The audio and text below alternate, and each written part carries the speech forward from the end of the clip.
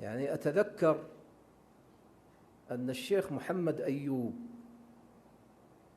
وهو في نظري أحسن إمام وقف في محراب التراويح منذ 50 سنة،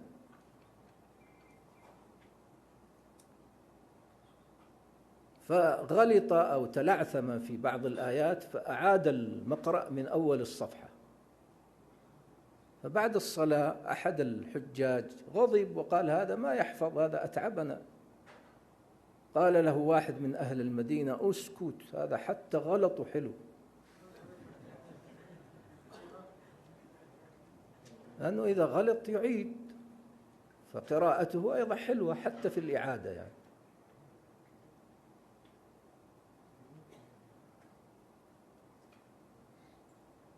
وطرفة تتعلق به أيضا بالشيخ محمد أيوب، وإن شاء الله ما يعترض على ذكرها. قبل 3 سنوات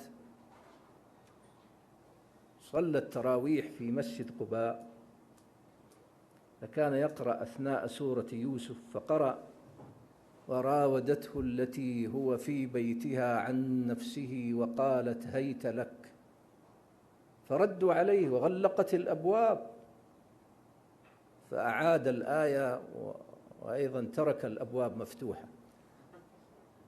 3 أو 4 مرات، بعدين انتبه. فبعد ما سلم التفت وإذا بجواري واحد من شيبان المدينة، فلما عرفني قال: والله لو غير محمد أيوب ما عاد نصلي وراءه، كيف يترك الأبواب مفتوحة؟ قلت له: أغلقها أخيرا. قال: بعد إيش؟